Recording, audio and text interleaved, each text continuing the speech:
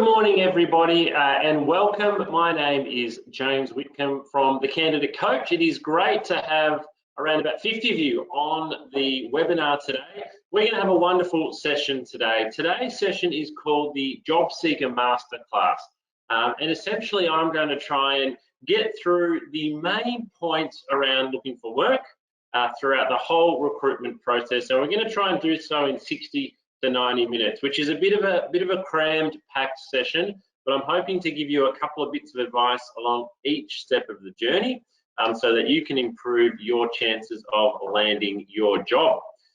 As you probably heard, today's session is being recorded, so you will have the opportunity to watch this session back. We'll be uploading it to the website.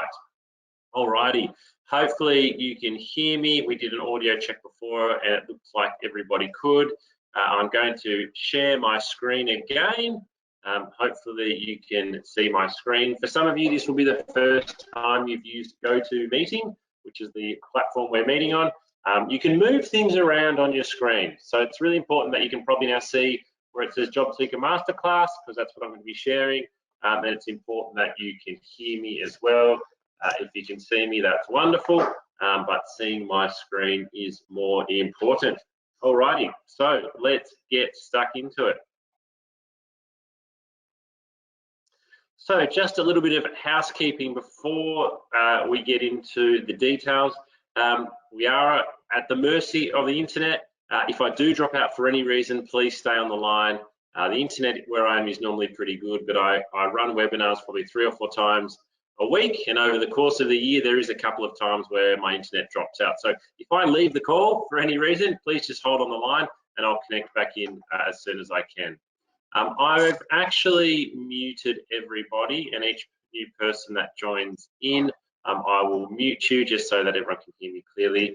However, I do want you to ask lots of questions. So those of you who haven't seen yet, I'm going to write hello in the comments box. That should pop up on your end now. And so throughout today, when we're discussing topics, if you've got a question about it, please pop in your question. I will do my best to answer it on the spot. If we get a lot of questions, I will come back at the end. So at the end of the session today, we will go through all of the questions that you've got that we haven't had answered. I'd like it to be an interactive session. Take lots of notes.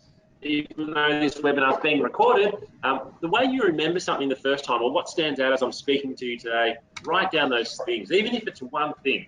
If you get one thing from today's session that's going to help you improve your chances of landing your next job, then today's session will certainly be worth it. Alrighty, but to get straight into it, what are we going to cover in today's Job Seeker Masterclass? Well, this is one of my favorite presentations because we kind of go a little bit through everything. First of all, we're going to talk about what you need to know before you begin your job search. Now, for many of you, you're probably thinking, oh, I've already begun my job search. But we're going to maybe go back to the start and talk about things that you need to know before you begin searching.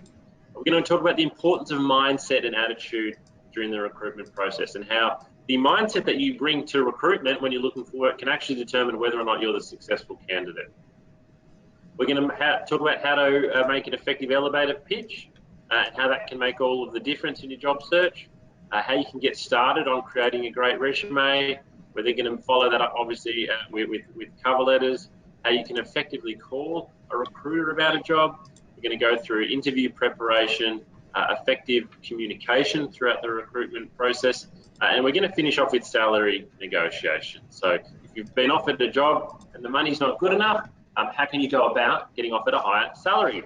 And then, as I said, we'll finish the session with questions and answers. So today's session might go anywhere between 1 hour and 2 hours. It really just depends on how many questions I get throughout the session this morning. So a bit about me though. Who am I and why am I running this session? Well, I'm a director at Smart Recruitment. I know that quite a few of you have been invited to this webinar today through Smart Recruitment, through applying for a job with them. That's where I'm a director. I've been there since 2005, so I've been in recruitment since 2005. Makes me feel really, really old, but I absolutely love working in recruitment. In that time, I have conducted over 3,000 interviews and over 600 group assessments. That's a conservative estimate that I've made. It could quite easily be twice as many of that, but I've spent a lot of time sitting over from the table from people who are going for work, placing people into jobs, and working with lots of different employers. So that's the experience that I've got, and that's where my coaching comes from. A lot of the roles that I've recruited previously is where we focus on recruiting roles where soft skills and behaviours are key. So what I mean by that essentially is that kind of the performance at interview, or the little things that you do throughout the recruitment process. I've seen how big an impact they have, and I've often watched that it's not the most experienced and it's not the most qualified candidate that always gets the job. It can be the best prepared candidate a lot of the time. And these are going to be things that we're going to talk about today. And with all of my coaching, I coach job seekers on the things that they can do to improve their chances that have got absolutely nothing to do with skills and qualifications. So by watching today's webinar, if you put what I'm saying into practice, you are going to increase your chances of getting a job. And I launched the Candidate Coach in December 2019. And I really launched the Candidate Coach. And for those of you who are members of the Candidate Coach or who are not, it's an online site full of tips and tricks, videos and resources for people who are looking for work. All right, so what do you need to know before you begin your job hunt? Well, first and foremost, it is all about planning. We see it all the time, and you probably experienced it yourself. You decide to start looking for work. Maybe your current employment ended or something happened, and you think it's time to start looking for work. So you type up your resume, you jump onto Seek, you see a job that looks interesting, you send out your resume. You click apply, send your resume. You scroll down the page, oh, there's another job here, that looks okay, I'll apply for that job. 20 minutes later, you've applied for 10 jobs. But you haven't necessarily applied for 10 jobs that you're really, really keen on. So essentially, you've wasted your time there. You have wasted your time if you are just clicking and applying for jobs without giving a lot of thought and without putting a lot of effort into those applications.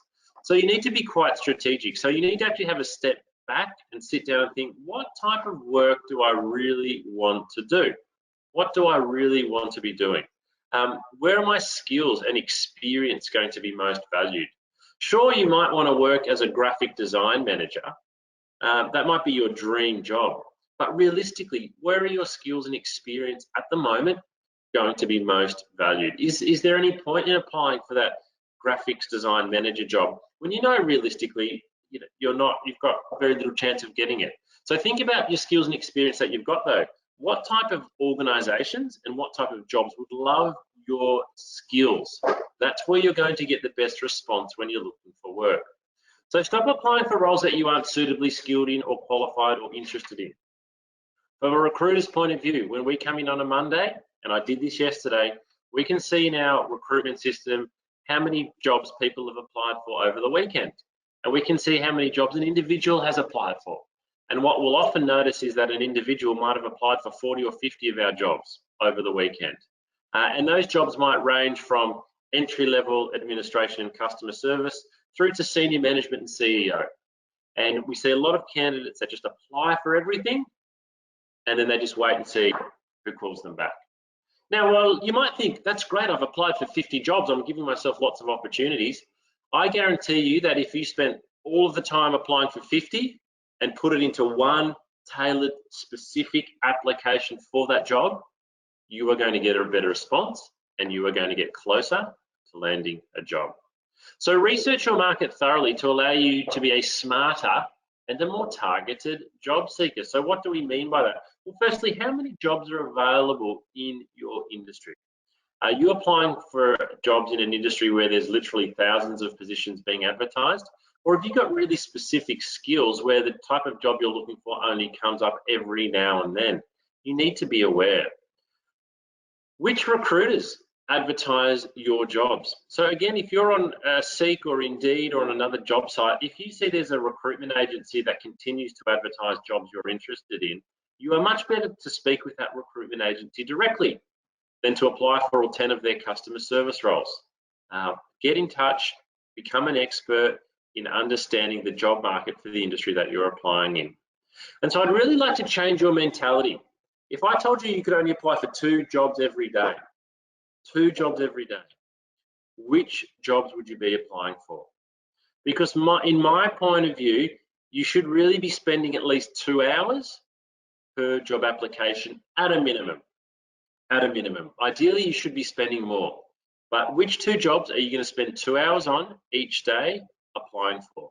Because if you're applying for more than 2 jobs a day, well, my point of view is that you are not putting in the required work to be a standout candidate for those jobs. So stop rushing out there and applying for as many jobs as possible and start approaching it more thoughtfully. And thirdly, what you also need to know before you begin your job search is the way that you actually handle rejection can actually help you to land a job. Now that sounds really, really silly, but let's be honest, you're going to get rejected a lot of times. You only need to get 1 yes though. You only need to get 1 yes. Now, when you are being rejected a lot, it can really, really wear you down. And for some of you watching today, you might have been looking for work for 3 months, 6 months, 12 plus months. And it's really easy for me to sit here and to say, that you need to handle rejection really well. But from a recruiter's point of view, and we're going to talk a little bit about personality throughout today, if you are upbeat, if you are positive with your communication, if you've got a good outlook when you're speaking to recruiters and you're good to deal with and you're an enjoyable person to communicate with, then that's going to improve your chances of getting a job. If you are a candidate who comes across as, oh look, I've been looking for work for 6 months and I've kind of given up hope, I just don't think I'm going to get a job. Now, no one's going to want to employ that type of person compared to someone who, yeah, I've been looking for work for a while. It's been really, really tough, but I cannot wait to get started and working again.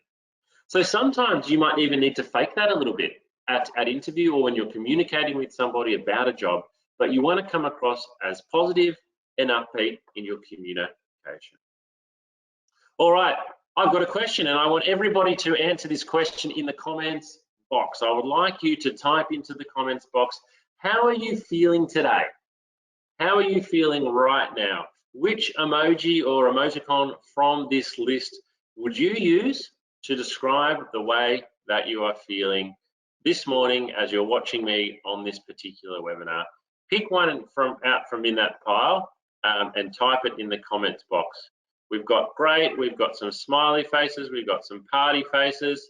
Siddharth, Pauline, Jaspreet, everyone looks like they're feeling pretty good.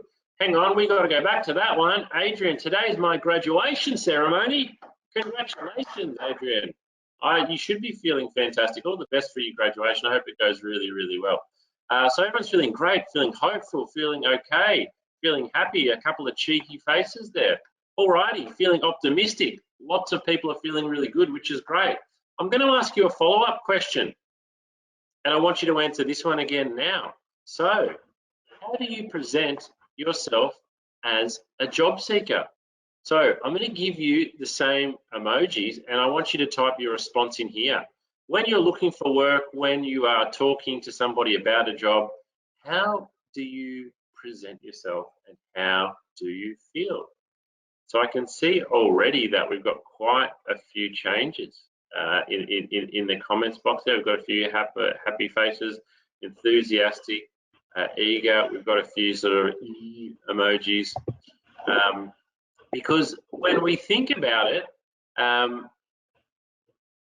when you're a recruiter, what's really, really important for candidates to remember, sorry, not for recruiters, is that a lot of the time you're going to be competing for roles or applying for positions where there's a really high level of competition. So there's a really high level of competition.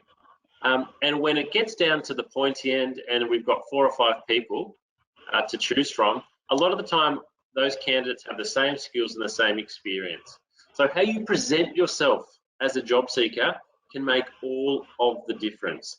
And you can probably pick off this list here that there are people that you would like to work with from this list. And there are people that you think, oh, I don't think I'd like to work with, Mr. Red Face here. He looks a little bit too angry.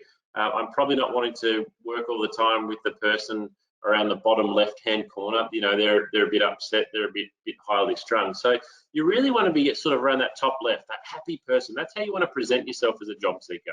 Because when you're speaking to somebody about work, you're also speaking to somebody about working with them, and they're thinking about working with you.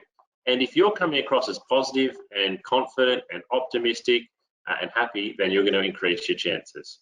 So here's a quote that I'd like to read from you, and this is from Ryan Biggs, who's Head of Employment Branding and Recruitment at the Australian Financial Complaints Authority. I will always go for somebody with a fantastic attitude that may need a little bit of development over someone who has all of the skills but a bad attitude.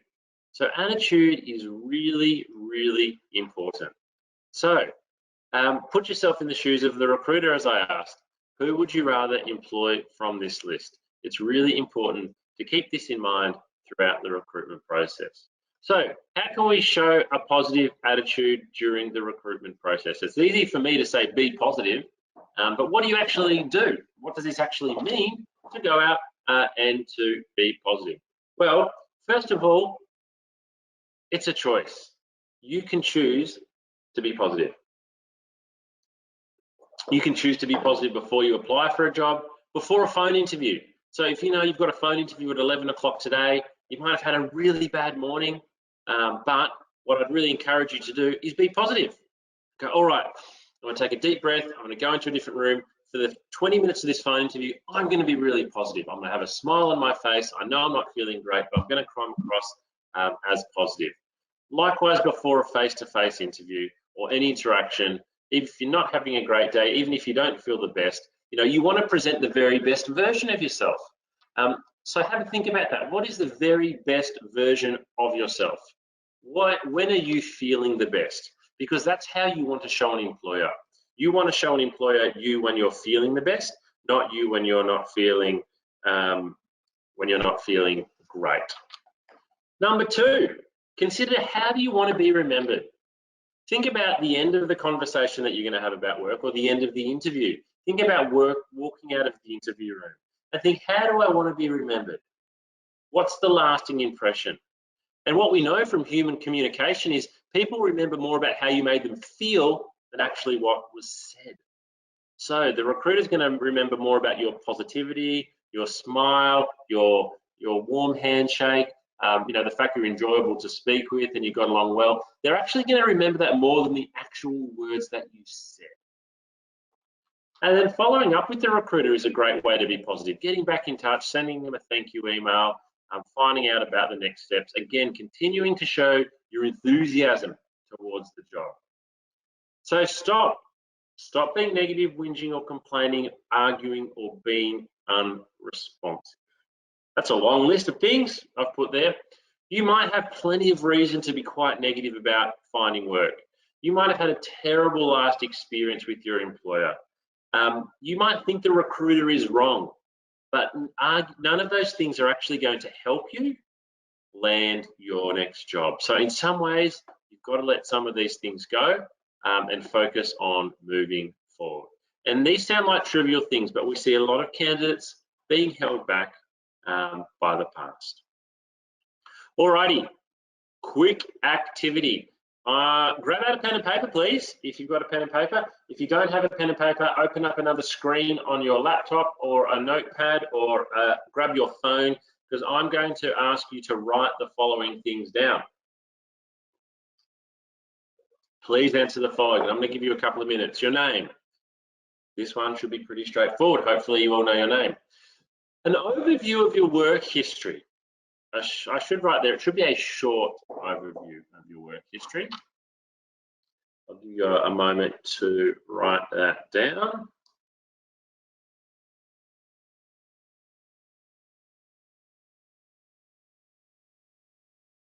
Thirdly, your top 3 skills. What are your top 3 skills? What are the things that you are really good at? I would encourage you to think of specific technical skills for your job. A lot of people say, oh, communication and teamwork, and I'm a really hard worker. That's fine. If they're your top 3 skills, list those, but anybody can say those things. I would much rather you say, you know, if you're looking for an accounting job, for example, I've got a great level of attention to detail, and I'm quite fastidious when it comes to balancing the books. You know, be quite specific there. And then the fourth and final thing here is the type of work you are looking for. The type of work you're looking for. So if you've not had time to write down your answer for all those, because I am going through this rather quickly, please just write down those 4 questions. Write down those 4 questions so you can answer them at a following point in time. And as I mentioned earlier, we are going to upload this recording to the website so you can watch it. But a question for everyone, and you can answer this in the comments box. What am I asking you to create here? Who knows what this exercise is called? Who knows what this activity is? What am I asking you to create here? Well, everyone's nailed it straight away. Tracy was in first, followed by Natalie, Anthony, and Suchitra. It is an elevator pitch. That is correct. It is an elevator pitch. I actually mentioned it in the start. So you might have been listening very closely to get that answer right. But we are creating an elevator pitch. So why? Why are we creating an elevator pitch, and what is an elevator pitch? You can spend a lot of time Googling this. There's lots of information out there. But an elevator pitch is a brief, persuasive speech. So it's a brief, persuasive speech. So my question to you is, when might an elevator pitch come in handy when you're looking for work? When do you think you might need an elevator pitch when you are looking for work? Incidentally, the reason it's called an elevator pitch is the story goes, imagine if you were going to a meeting on the 40th floor of a building, or the job interview, and you walked into the elevator and you pressed floor 40, and in behind you walked the person that you were meeting with, and they said to you, oh, as we're going up in the elevator, tell me a bit about yourself. So that's where it gets the phrase, the elevator pitch. So Nicholas says cover letters. Absolutely, Nicholas, I agree. A cover letter is a great place to use an elevator pitch. Malcolm has said at the beginning and end of an interview. Absolutely, Malcolm, I couldn't agree more. So Chitra said talking to a recruiter, an introduction while attending webinars. That's right. Anthony has said at networking events. Absolutely. An elevator pitch has so many uses. So when looking for work, the most common interview question in the world is, tell me a little bit about yourself. Now, that might sound like a pretty innocent interview question.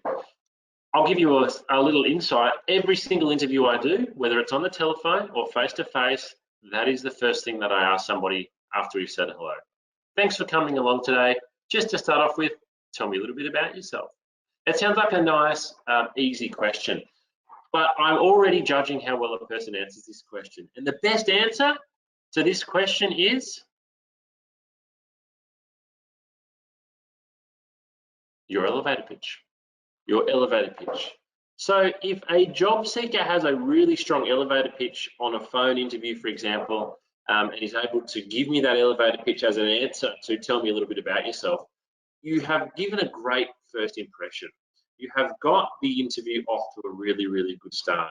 You've come across as confident, you've come across as knowledgeable, you've come across as organized, you've come across as prepared. So let's have a look at it again in case you didn't write it down. These are the 4 categories, and then I'm going to show you an elevator pitch that I've created. It's a hypothetical one, but I'm going to show you one that's been fleshed out. What I want you to do with your elevator pitch is it's going to take you some time to develop. So if you write it out the first time and you've absolutely nailed it, fantastic. But you probably need to write it out a couple of times, practice saying it a couple of times, to make sure you've got the best content in there. So here is an example of one. Here's one I prepared earlier for a hypothetical role. So my elevator pitch, actually no, this would be a real one for me. So my name is James Whitcomb. For 15 years I've worked in recruitment, beginning as a recruitment consultant before progressing onto management and then onto being a director, my current position. My top 3 skills would include interviewing candidates that uncovers their true motivation, public speaking and presenting, as well as coaching and training candidates to ensure they're giving themselves the best chances of landing a job. that I'm currently looking for a new role where I can focus more of my time on training, coaching, and assisting candidates as opposed to being a recruiter. So that's my pre-prepared elevator pitch if I was going to be looking for work. So as you can see, there's not a lot of information there. It's kind of really only 3 to 4 sentences, but because it's really well organized and structured, the person, and hopefully you as the audience, can feel like quite quickly, quite a bit about me. My overview of my work, my skills, and kind of what I'm looking for. So that is what I would really encourage you to go away and do it. So with your elevator pitch, create it. Go away after today, Google, if you'd like, there's lots of examples of great elevator pitches, and there's different angles on elevator pitches as well, different lengths, different suggestions, but rewrite it till it's perfect. So what are your top 3 skills? Have a think about that. Make sure you've got them in there. Make sure they're ones that are really tangible. Once you've got it and you think it's really good, what I'd love you to do is to print it out, stick a copy on your fridge, maybe stick a copy on the back of the toilet door, save it in your phone, print out a copy and put it in your handbag, and just start to look at it all the time and then start to memorize it. The other reason you should have it in a couple of places is if a recruiter calls you about a job and says, tell me a bit about yourself, your brain's probably going to go, oh, my elevator pitch, I can't remember it. But if you've got it on your phone or it's on the fridge or it's somewhere where it's accessible, you can just glance at it and kind of repeat it without sounding too read back. But the final thing to do with your elevator pitch is use it. So this is creating a great first impression if you have a really, really strong elevator pitch. If it's the only thing you get out of the session today, go away and create it, because I guarantee you that you are going to get asked at your next interview, tell me a little bit about yourself. And with a great elevator pitch, you can get off to a really good start. All right, question time. Type your answer in. Type your answer in. How long do you think a recruiter spends reading your resume? As I've said, I want you to spend at least 2 hours preparing it to send it through. How long do you actually think a recruiter spends looking at your resume? So we're getting lots of guesses here. We've got, it's going to be hard for me to keep up with them. Let me read through some of them. 15 seconds, 10 seconds, 10 seconds, 7 seconds, 6 seconds, 10 seconds, 1 minute, 15 seconds, 10 seconds, 5, 20, 2 minutes, less than a minute, 2 minutes. 0, the computer does, 5 minutes, 2 minutes, 2 to 5 minutes, 2 minutes. All right, here we go. I'm going to reveal the answer.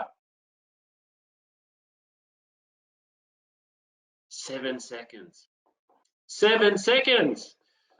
Eye tracking study shows recruiters look at resumes for 7 seconds. So that sounds really scary, doesn't it? That sounds really scary. How can somebody really understand everything on my resume in 7 seconds? So let's look a little bit more into the article. And if it looks like I'm looking this way, that's because I've got my presenting screen here. So in this study in 2018, on looking at the second dot point there, resumes that succeeded in capturing recruiters' attention featured simple layouts. So it needs to be nice and simple, clear sections and heading titles. Resumes organized by E or F patterns. What the E or F pattern is, I want you to picture a page with a massive capital E or a massive capital F. So that's sort of the way the information should flow down the page. Did well.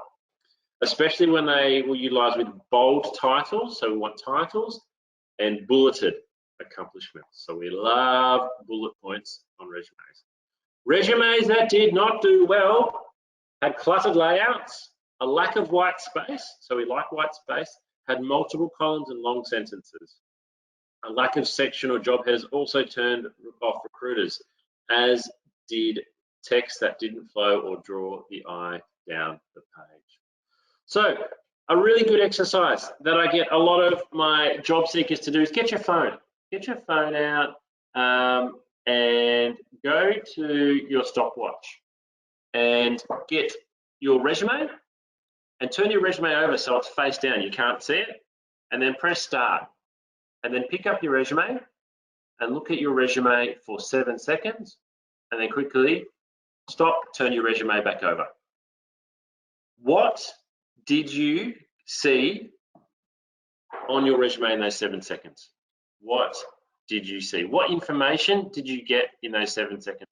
Was the information, the key points, the key things that you want standing out on your resume, did your eye find that easily in 7 seconds?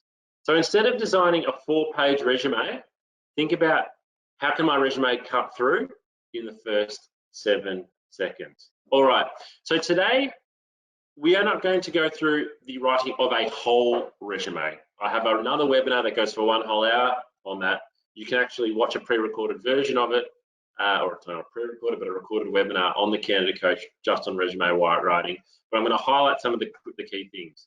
So first of all, what is your resume? Well, it's a factual account of your employment and study history. It's factual. It's got dates and times and locations and titles and people's names and things like that. But it also needs to highlight your skills and abilities and sell you. Sell you.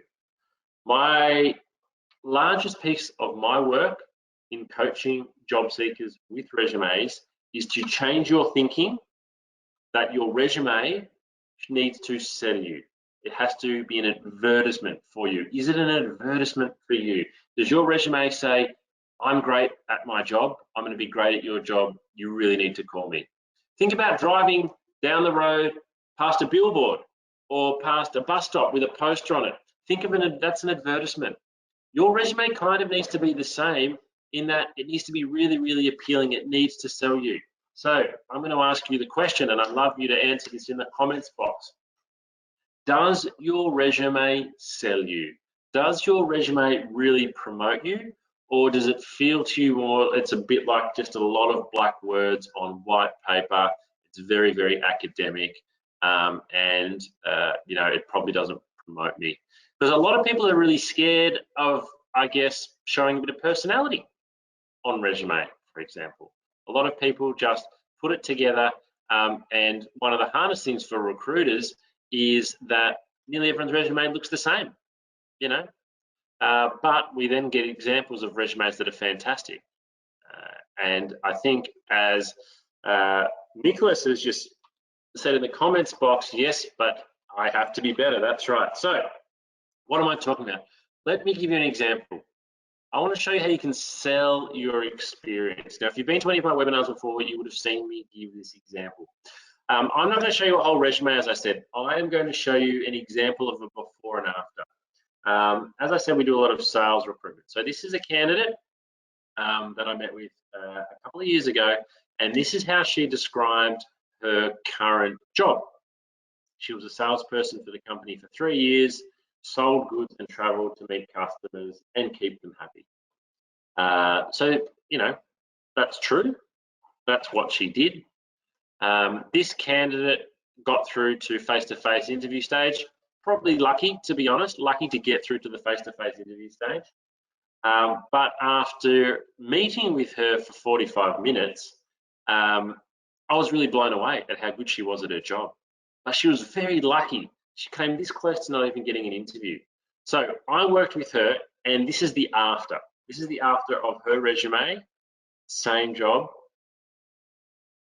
laid out in a much better way. So we've done 2 things here. First of all, we've used those bold headings. We've got primary responsibilities up the top and then achievements. We've used dot points, so it's very easy for the recruiter to read.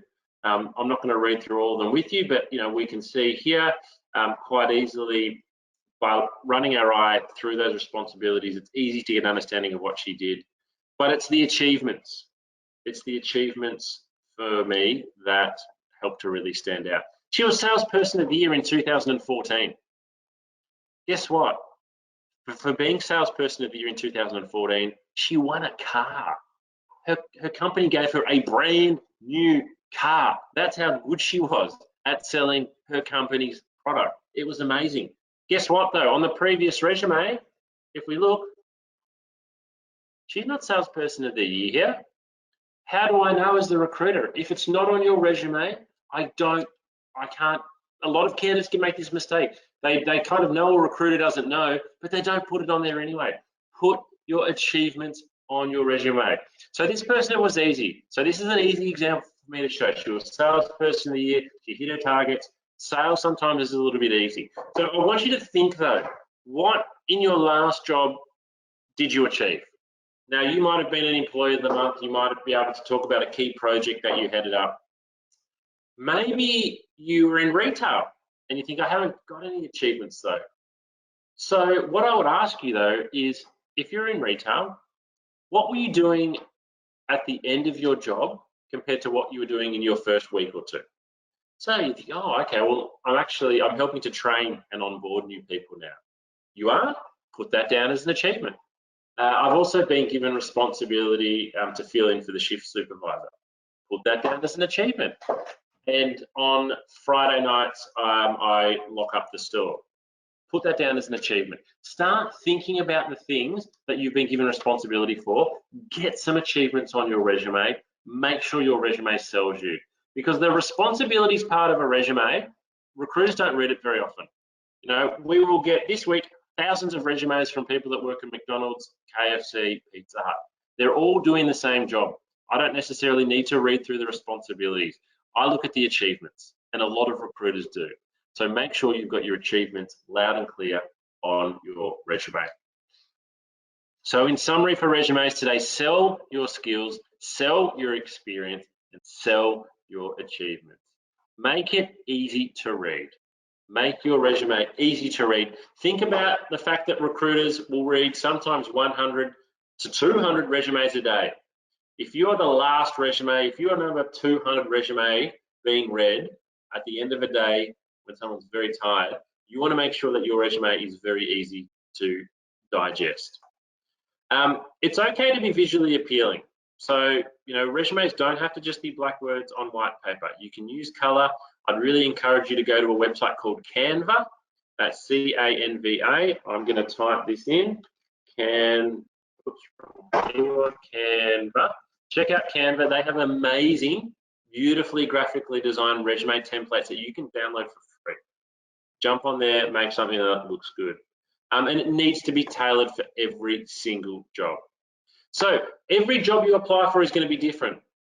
You might say, but James, I'm applying for 20 customer service jobs. But that doesn't matter, because those 20 customer service jobs are all a little bit different. So your resume can be nearly the same, but it still needs to be a little bit different. Tailor your resume. You can only list 5 or 6 skills or 5 or 6 responsibilities. Make sure the 5 or 6 that you are listing are the 5 or 6 ones that are going to be most important to that job.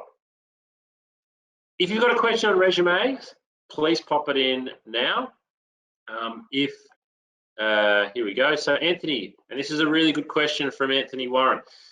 Best format, Microsoft Word or PDF? Okay, so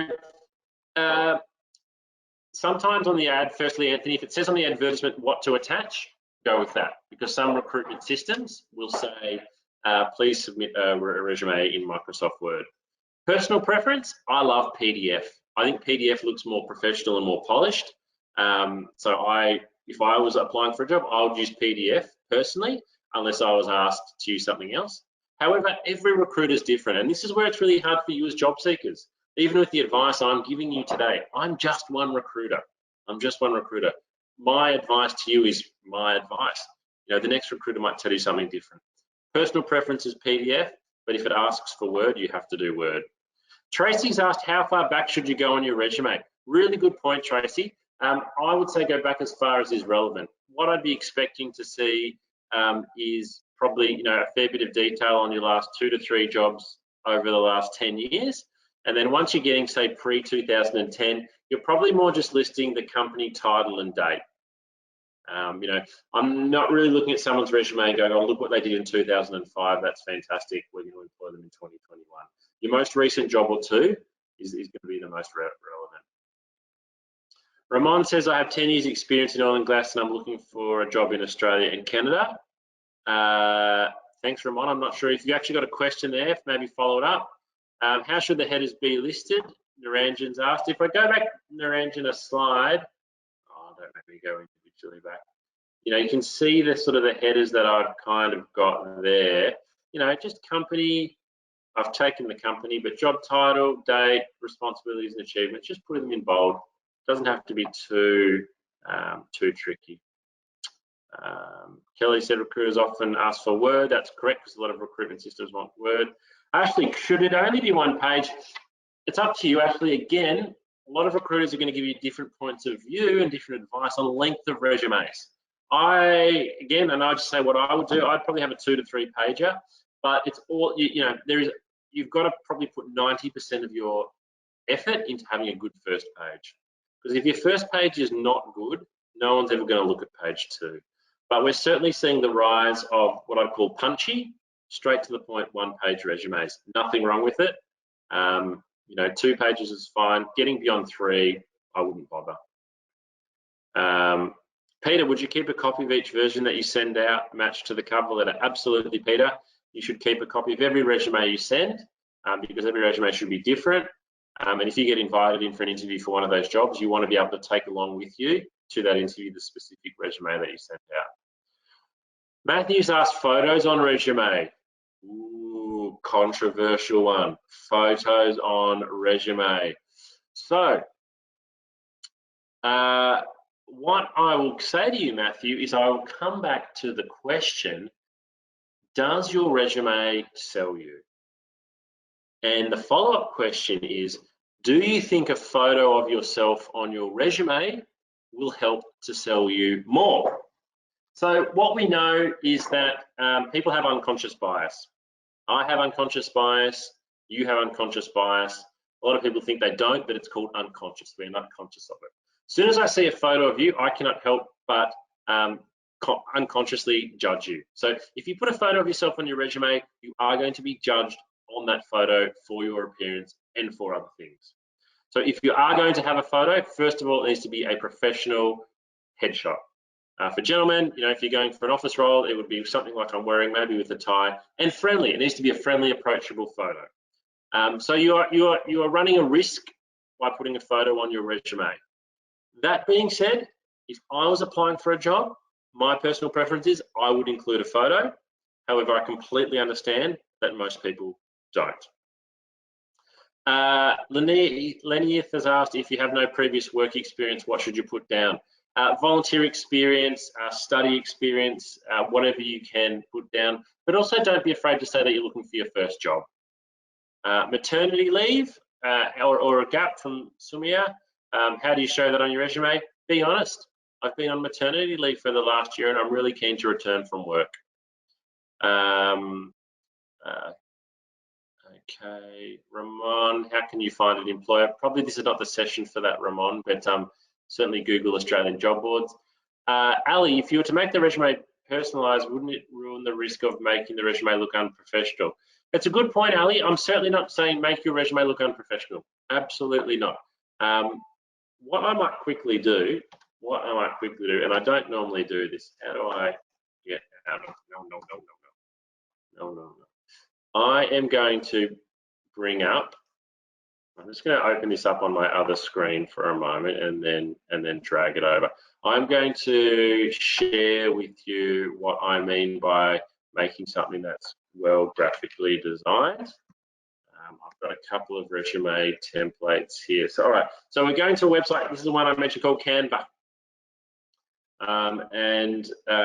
You can jump into Canva, and if you type in, I've got the paid version, so if you see it says paid, don't worry, you can still get resume templates for free.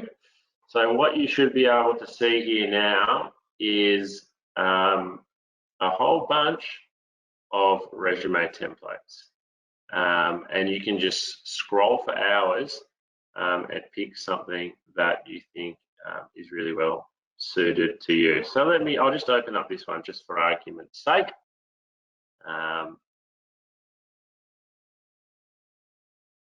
When it loads, so this resume here from Yale Amari, that is a beautiful, professionally laid out resume. It's pretty light on the detail, but it's also quite punchy. You can go on Canva, so I could go right there now. I could put my photo on that resume, so I could just hit delete or upload my own, or you could remove it completely. But all this is editable, so you can go on there and you can put in all of your details. The only catch with Canva is you can only download it as an image or a PDF, so you can't do it in Word. So I'm certainly not saying make your resume look unprofessional, but I hope you'll agree, but you don't have to agree, that a resume like that or a resume like that one there looks really good. I did see a couple here that looked a little bit unprofessional there. They had some photos that were maybe a bit too over the top. But you know, there's nothing wrong with having a professional resume. And again, there's plenty of great templates here on Canva that don't include photos. You know, so that one there, you know, that's still predominantly black words on white paper. But now think about being a recruiter and reading 100 resumes in a day. 99 of them are boring Microsoft Word, and then the 100th one is Olivia's. You know, it actually is refreshing on the eye for a recruiter. So check that out. I hope. Yeah, I don't want to at all suggest we're going to go unprofessional or go rogue. Alrighty, how many more questions? Okay, I am going to have to stop on the resume questions. If I haven't answered your question, please ask it at the end, just so we can keep on going out, but I know it's a big, hot topic. All right, so in summary, sell your skills, achievements, make it easy to read. Oh, we've already gone through that. Okay, I'm just going to have a 5-minute break, and probably wait be 5 minutes, grab a glass of water.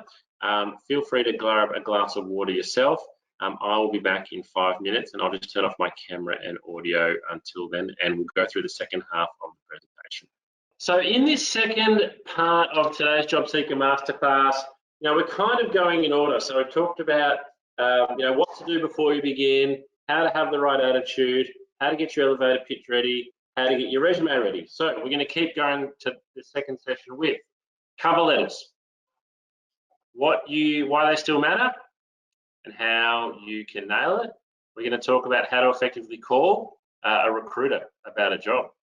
You know, that might sound quite scary to you, but we're going to go through it. Interview preparation. So when you've actually got to the interview, what do you need to do? We're going to talk about effective communication throughout the recruitment process. This is a really big one, and we see a lot of people making mistakes here. And then we're going to conclude with salary negotiation. And then I'll go through any questions. So if you haven't had your question answered, I know we've had a big backlog of questions from resumes, so I'll certainly be happy for you to ask those again when we get to the end of the session. All right, so question. I'd love to hear your answer in the comments box. Are you submitting a resume with every single job application? Are you sending it with every job application? Tracy, Tanya, Ashley, Sumia, Sandra, Mick and Adrian, Samuel, Jasper, everyone's saying yes. Savannah's saying yes. Sarah, Suchitra. That's great. I find that a little bit hard to believe, because I probably would say only half of job seekers will have one. So I'm going to ask you the following question then. The second question, are you tailoring and changing your cover letter for every job, or are you sending out the same cover letter every single time? Different cover letter for every job, or same cover letter for every job? Changing, which is great. Fantastic. If you are changing and sending out a different cover letter for every job, I'd say you're in the top 10% of cover letters already. So I want you to think about this. For those of you who are not submitting a cover letter with every job, some of the recruiters that I work with read cover letters before they read resumes. They read them before. So that is a pretty, oh wow, I wasn't expecting that moment. Someone's going to read my cover letter before my resume. So you need to, as an applicant, you can only do two things. You can only submit a resume or a cover letter. So why you pass on a cover letter is beyond me. It sounds like most of you are. So not submitting a cover letter is a really big risk. All right, but let's actually talk about what's on your cover letter. So cover letter, it's different language. It's different language to the way that you write your resume. You know, it's more conversational, it's more personal. But for cover letters, often, you know, there's greater difference between cover letters for two jobs than there are resumes a lot of the time. And a lot of it comes down to the fact that you need to do research. You need to research the company, research the position, and then include that information in your cover letter. And I know you might be thinking, oh, that's so much work, but I'm going to show you a couple of shortcuts and how to do it easily. And it is only ever 1 page long, unless the advertisement asks you to address quite a long selection criteria. Then you can have it longer than 1 page, but normally only 1 page long. Proofread it multiple times, make sure it's got no mistakes, and do stop submitting the same cover letter for every vacancy. So whenever I advertise a role, and I know that this is not the case for every job you'll see, I always put my name on the bottom of the ad. And so when I open someone's cover letter, I'm expecting to see Dear James. If someone's written Dear James, tick. If someone's written Dear Sir, cross. Dear Sir or Madam, cross. To whom it may concern, cross. To the HR manager, cross. Because my name is there, it's on the ad. Use that information and personalize it as much as possible. All right, so a good cover letter looks like this. Get your pen and paper out. Get your pen and paper out, because this is key note-taking time. Although it is 2021, the webinar is being recorded, you can watch it back. 4 paragraphs. I want you to think about this. 4 simple paragraphs. Paragraph 1, very straightforward. Specifically address the role and the company you are applying to. 2 sentences should be enough. So it's as simple as, Dear James, please find attached my resume for the accounting job at ABC. So that's very straightforward. You can do that in 1 minute. Paragraph 2, mention 2 or 3 things that you know about the organization or the vacancy. 2 or 3 things that you've researched and you now know about the organization or the vacancy. Paragraph 3, so we're already halfway through now, it's 3/4 the way through. Mention your key skills or your key experience that is relevant to the advertisement. So a couple of skills. So in some ways it's feeling a bit like an elevator pitch, isn't it? And then paragraph 4, we're at the end, it's just a brief conclusion.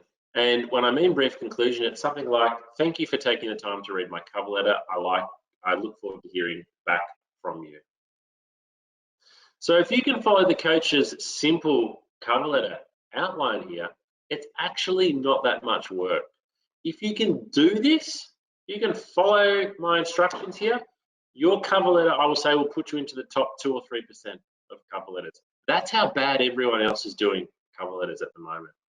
All right, but you know I love to prepare one earlier, so here's one I've prepared earlier. So this is a hypothetical cover letter that I've made up. I'm going to read it out to you. I've also included, the address of where you're sending it to. So, Dear Rupert, so tick, I've used the name. I'm writing to you as an enthusiastic applicant for the marketing coordinator position with Duke Industries.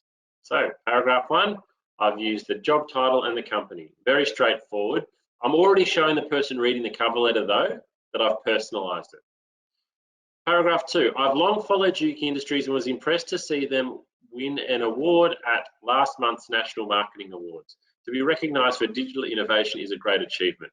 As a passionate marketing graduate, I've studied Duke Industries' graduate marketing program and am impressed with commitment to both technical and holistic learning.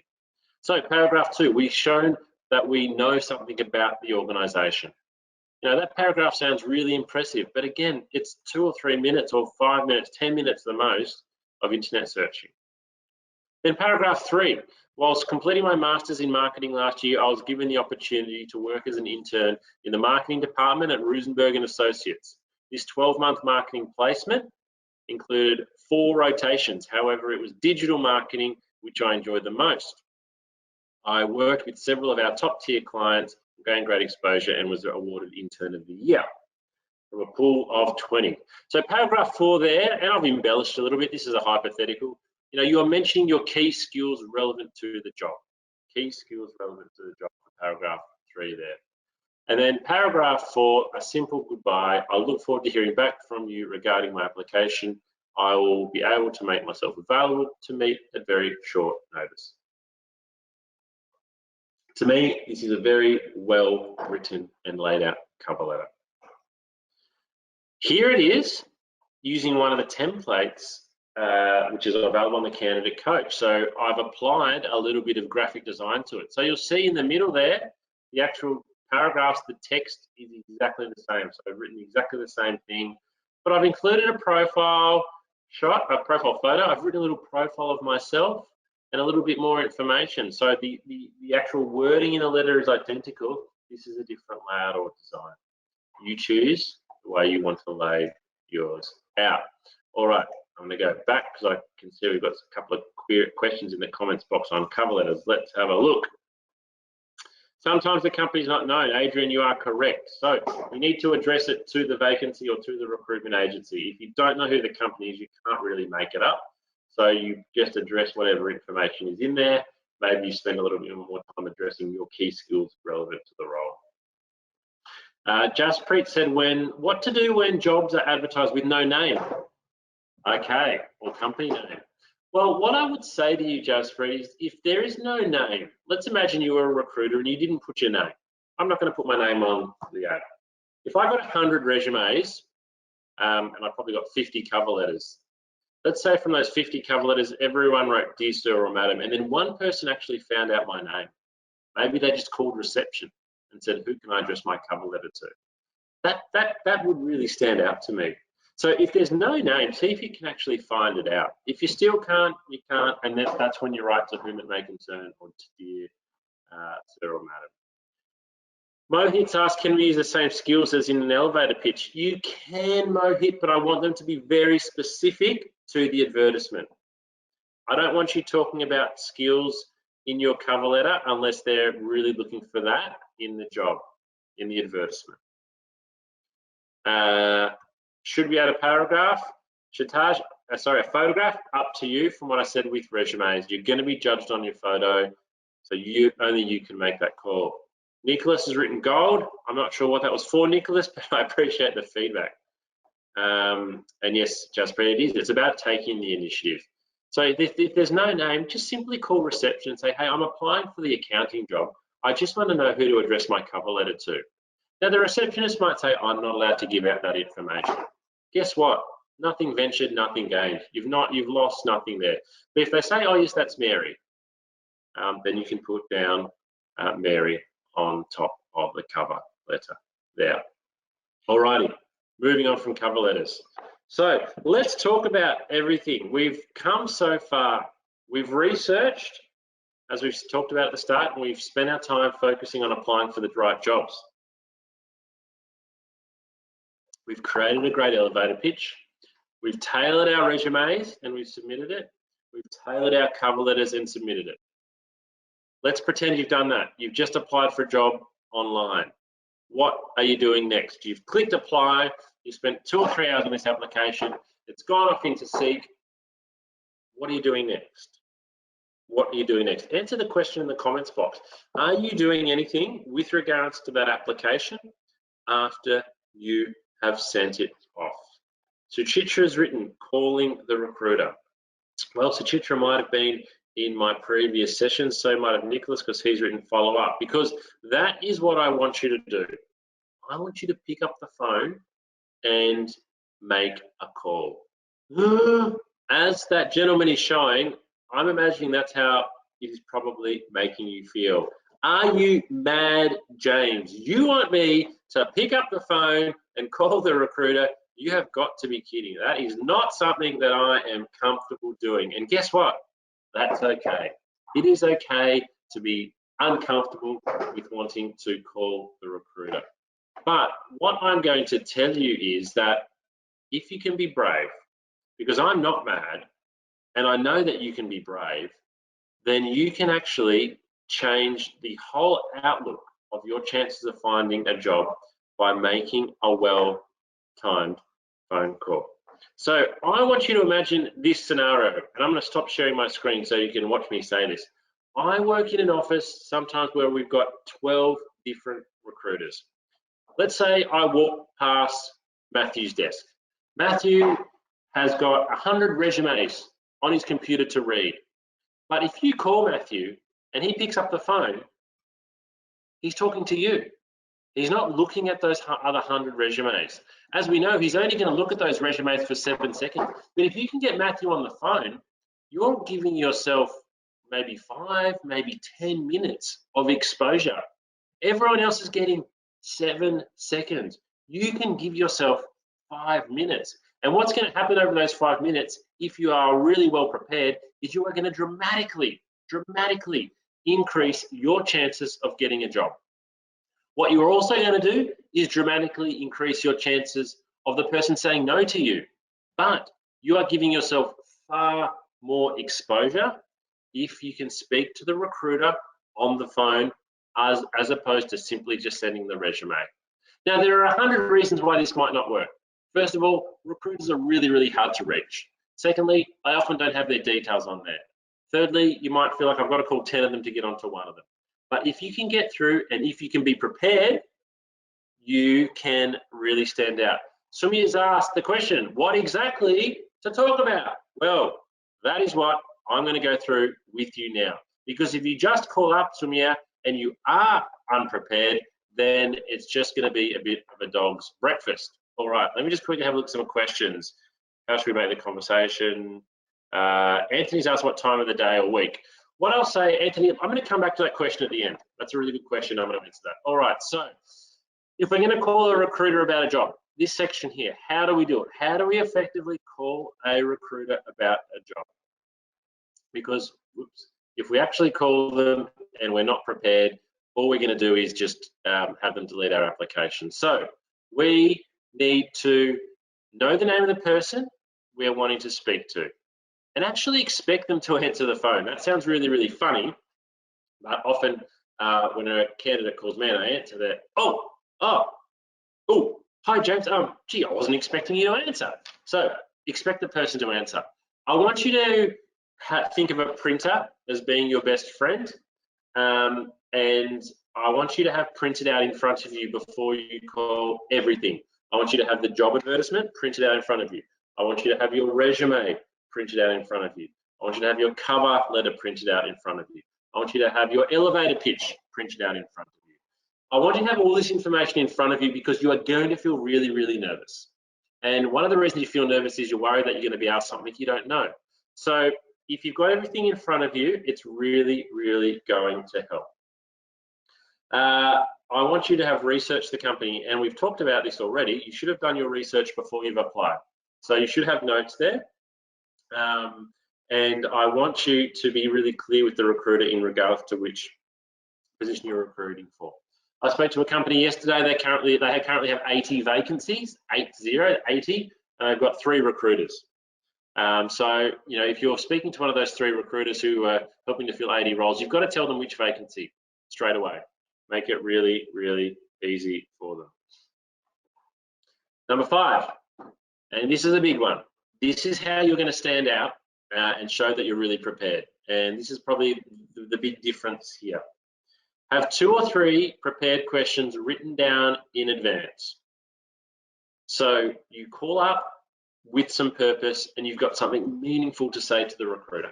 Because a lot of the time when somebody calls up and to speak to me about a job, they've got good intentions, but they haven't really thought it through. They haven't thought through, okay, when I actually get to speak to the recruiter, what am I going to say? So if you're really prepared, you can really stand out. So what type of questions might you ask? Well, don't ask something that's on the advertisement. If the job says it's paying $30 an hour, don't say, how much is it paying? If the job says it's located in Richmond, don't ask where it's located. Ask a couple of questions that help to show your level of research into the company. I really like it as a recruiter when a candidate asks me a question that shows the level of research they've done. And I particularly like it if a candidate asks me a question that I don't know the answer to because they've done more research than me. So show you've done some research here. Now keep the call brief. You might call somebody 3 minutes before they're going into a meeting or an interview or another appointment. That doesn't mean it's going to be a bad call. That just might happen. But also be prepared that if you get the recruiter on the phone, yeah, they might go straight into a full phone interview with you because they've got you on the spot and you're sounding good. What I want you to picture is that if we've got 100 candidates for a job, a lot of the time, 30 or 40 of them might be good enough to do the job. And there is going to be some luck involved as to which of those 30 or 40 people get the job. By simply calling up and getting on the front foot and being on the phone, you are trying and you are going to leapfrog many of those other candidates. It's not always going to turn into you getting the job, but it's going to give you far greater exposure. And like everything, if you're not feeling confident, then practice. Get somebody to act in the role of the recruiter. Now, coming back to Anthony's question, when is the best time to call? I can't answer that one, Anthony, because every recruiter can be different. And with some of my staff, they might structure their days where day one of the week, they might spend all of their days at their desk reading resumes and being on the phone. And then day two, they might do 7 interviews back to back. So if you call them on day one, you'll probably get onto them. Then day two, they're not at their desk all day. The approach I would take is you call. If you go through to voicemail, the first time you call, you leave a voicemail. You leave one voicemail. You only ever leave one voicemail. But what I would encourage you to do is to continue to call back as often as you'd like, to be honest, maybe every 20 minutes, but never leave another voicemail. Never leave more than one voicemail. You don't want a recruiter to be away from their desk, maybe they're out of the office for a day or two, and to come back to 6 voicemails from you, because it becomes a bit stalkerish. You leave one voicemail, but then you can keep on calling, because they won't know that you've continued to call. The aim for you is to catch them when they're at their desk. Catch them when they are at that desk. But Hisha's asked, can we reach out to a recruiter after applying on LinkedIn? Yes, you can, Misha. You can absolutely reach out. And just let them know, hey, I've applied for one of your jobs on LinkedIn, on a job board, and I'd love to connect with you on LinkedIn. There's no harm in doing that. Nikki has said, often I could like to call first to find out more about the role to make sure it's suitable. Absolutely, you can certainly do that. What I'd try to do though, Nikki, is just try and think about, okay, if you are going to get through and you are going to ask some questions, you still want to leave with a really, really good impression. So maybe think about some questions that you can ask that help highlight your skills and ability. Nikki said, what should you do when you finally hear back from a recruiter and they don't give you much information? Prefer you just apply for the role and say, you'll be sure they'll be in touch if shortlisted. Yes, that's going to happen. Look, it is frustrating. There's no doubt about it, Nikki. I would simply ask, is there anything I can do to stand out? Is there anything I can do to stand out? And look, sometimes the answer is no. All you can do is be polite and say thank you and do your best. Ali's asked, wouldn't this run the risk of bothering a recruiter? Ali, you will only bother the recruiter if you stalk them and hassle them.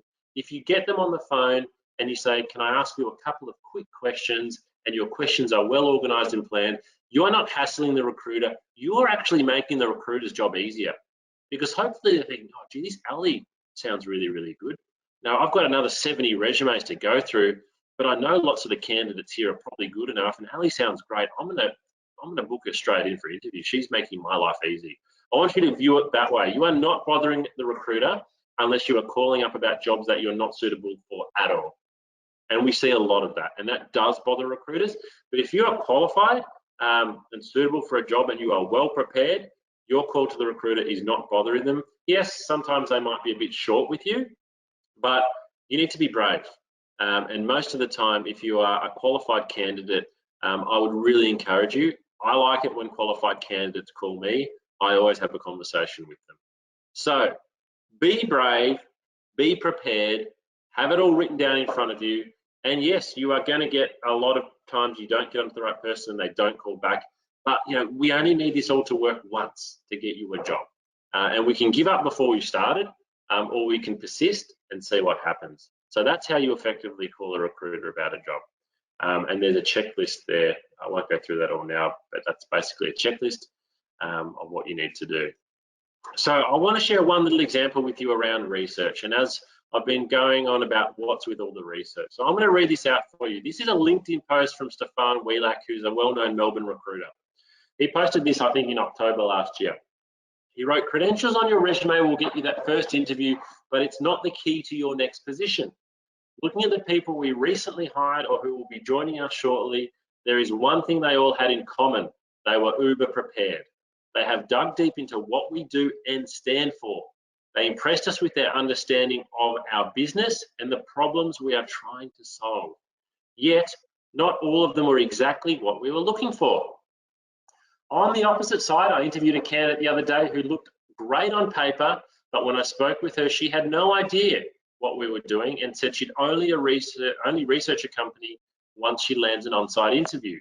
Well, it's a Zoom interview these days. So if you haven't spent any time researching our company, you are missing the mark. I understand doing research takes effort and you don't even know if it will pay off. However, that's exactly what other applicants do to get the job. And they're the ones you compete with right from the beginning of your application. So that is from the horse's mouth. Don't tell Stefan that I've called him a horse. He was more than happy for me to include this example in the webinars that I do. So his employer there, they're a large employer. They have software products, and that really highlights what I'm trying to say in regards to doing the research. So where do we go to do this research? You should know all this. If you want to research the organization, it's their website, it's their careers page, it's Googling. But for bonus points and to really stand out, see if you can include something that's not that easy to find or something that's really, really relevant, like recent news.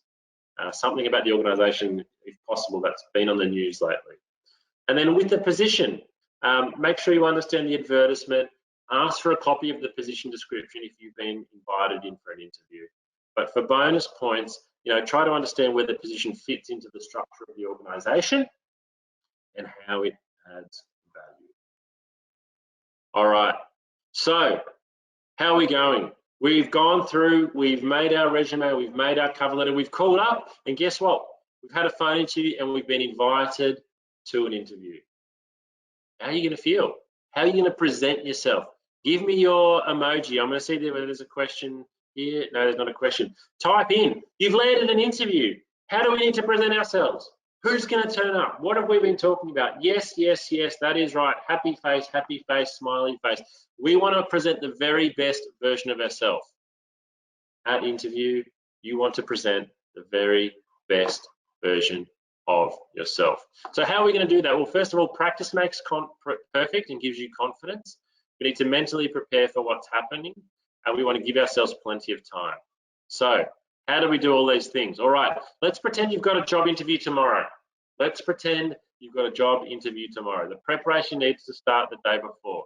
So it's kind of like a checklist. We need to make sure we know how we're going to get there. If we're going to park, how much is it going to cost? Is there going to be spots available? If we're going to catch the train, what happens if our train's running late? We need to allow time. We need to get our clothes ready. We need to get our shoes ready. We need to make sure everything that we have to take along is printed. We need to have done any assessments, and we need to have practice. All of this needs to be done the day before. Don't go to bed needing to do any of these things, because one, it'll keep you awake, and two, what happens if you wake up the next morning and you need to print out some documents to take to the interview that they've asked to bring along, and you've got no ink? Or the shirt that you plan to wear, your best white shirt, has got a stain on it. You need to know and be prepared the day before. Okay, the morning of the interview, when you wake up, it's really important that you have breakfast. We interview a lot of people in the morning. A lot of people feel too nervous to have breakfast, and it means they have bad breath. It sounds a little bit embarrassing, it sounds funny, but it impacts. I often interview people in a small room. We sit 1 meter apart. Sorry, 1.5 meters apart for COVID. But if you're spending 45 minutes in a room with someone with bad breath, it's not pleasant. It has a negative impact on your application. So have breakfast. It's also good for your concentration, good for your blood sugar levels. Make sure you're fresh and clean. Avoid smoking. Give yourself plenty of time. Bottom point there, get there early in case something happens on the way. If the train's late, if there's a car accident, if you can't find a car park, get there early, but don't go to reception an hour beforehand. That shows poor judgment. So wait out the front, walk around the block, wait in your car, 5 to 10 minutes beforehand, get to reception. Take along to interview a compendium. If you don't know what a compendium is, Google it. And then in your compendium, have all of these things: resume, cover letter, a copy of your elevator pitch. More questions written down in advance to show your level of preparation. A copy of the job ad, photo ID, payroll information, or anything else that's relevant. Take it in a compendium because it looks professional. Also take your resume and your cover letter, because somebody might join the interview halfway through. And if they don't have a copy of your resume, you can look prepared and hand them across one. So have all of these things with you to take to the interview. Oh, there's a photo there of a compendium. We've got a question here.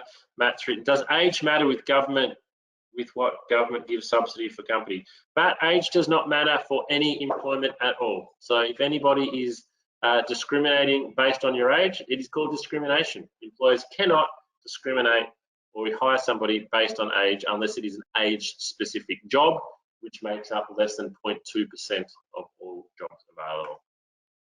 After the interview, so it doesn't stop at the interview, send a thank you email that day. I love getting a thank you email. Hey James, great to meet you this morning. Thanks for your time. I look forward to hearing back with regards to next steps. It's polite. I can't help but like getting that. But also follow up. So if the interviewer said, can you please complete this test, or can you please send us your references, or can you get back to us with an example of that work? Be really, really responsive. Do so as quickly as you can. And that kind of highlights our next point around effective communication. I've seen many candidates lose jobs because they're bad communicators, and many people get much closer to landing jobs because they're good communicators. So what's positive communication? Answering the phone in a positive and professional manner. Make sure you have a voicemail. If I call you and you don't have a voicemail, I can't reach you. And particularly throughout our agency, we'll be calling people today to see for temp roles if they can start tomorrow. If we can't reach you and we can't leave a voicemail, you might have missed out on the job. That's going to change your life. Have a voicemail, make sure people can leave messages, check it regularly, call back as soon as you can if someone leaves a message. Show an interest in the person you're meeting. So when someone comes along to meet me, and I really like it when they mention they've done some research on me. I've got a very public LinkedIn profile. I do a lot of webinars. I write a lot of articles. If somebody mentions they've read one of my recruitment articles, I like it. I can't help it. It strokes my ego a little bit, but I'm a human. I like it. But what it also shows me is that this person's doing a lot of research. Use that to your advantage. Ask for honest feedback and really mean it. So if you've been unsuccessful, and you will be unsuccessful a lot, just say to the recruiter, look, I know you might not be able to always share, but what tips can you give me to improve the next time? So what you're actually doing with that question is you're not actually saying, why didn't I get the job? You're saying, what can I improve for next time? If you actually say that, you're much more likely to get an answer. Now, whatever answer you get there, you just politely accept. You don't argue, you don't bite back. You might really strongly disagree, but guess what? That's the answer. And so that might actually be the answer that you really, really need to hear, because that's why you haven't got the job. So whatever comes back at you from there, just politely accept it and swallow it. And have a thankful attitude. You know, again, this comes back to everything we've been talking about. Thanks very much for meeting me for an interview today, James. I really appreciate your time. Enjoy the rest of your day. Basic human communication really, really helps. So what's the negatives then? What are the negative communications? What should we avoid doing? And we see a lot of this. I cannot believe how many people apply for jobs that make it really hard for me to then get back in touch with them. Don't be hard to reach. Carry your phone with you, expect to be called. If you can't take the call, call back as soon as you can. I have people call me 3 weeks later. Hey, I got a voicemail from you about a job. You know, that was 3 weeks ago. That job's gone. You know, and I've got a really bad impression of you now. You're looking for work. If you are really looking for work, be easy to be reached. I know you can't answer your phone all the time, but get back in touch as soon as you can. Don't be slow to follow up. You know, get back in touch again as quickly as you can, post-interview or at any time. You know, don't be vague or inconsistent with information. Know what's on your resume. Know the dates. Know the people you worked with. Know how long you were there. Know what your job was. If people are a bit fluffy, or oh, look, I'm not really sure, or what did I put on my resume? No. All of these things, you know, create a negative vibe and give a negative impression, as well as just speaking negatively. You know, some people, you know, will spend a whole interview talking about how bad their last employer is or was, and why they hated working there. And when that candidate leaves, all I remember about them was how much they hated their last job. So if you hated your last job, I feel really sorry for you, but you don't want to be remembered as the candidate who just hated their last job. You want to be remembered as the candidate who's got a lot of skills and experience and positivity and can bring that to their next job. So look forward rather than looking back. Let me see. All right, so final section today, how to negotiate a higher salary offer. So what are we really talking about when we want to negotiate a higher salary offer? Show me the money. That's what we really mean, isn't it? We want more money. While we might have a little bit of a laugh though, sometimes quite seriously, we feel that the salary on offer doesn't justify the position or our skills. So how can we go about getting a higher salary negotiation offer? So first of all, you need to be very well researched here if you're going to negotiate. Let's say you offered a salary of $50,000 and you really want $60,000. You need to do your market research and know a couple of things. First of all, I'll go to the second point there. What is the market position? There is no point in you asking for $60,000 if nobody is paying 60 and everybody is paying 50, the same as this job. You're going to look foolish, you're going to look greedy, and an employer can remove a job offer at any time. At any time. So an employer might go, "Oh, you're not happy with the job at 50,000? That's fine. We'll remove the offer and we'll find somebody who is." And you might think, "Oh, damn it, I still want the job at 50." So you need to firstly know, what is the market position? Is there any point in me trying to negotiate this salary? That's the other thing. Is it a negotiable salary? If you're going for a government organisation or for an organisation which has a lot of people on that position, the salary may not be negotiable at all. So there's no point in even trying to negotiate. So you need to do your research. Secondly, you need to build a case. If you're going to ask for more money than what is on offer, you need to show why. So if you want 60,000, you need to tell them why. And it comes back to your experience and your skills.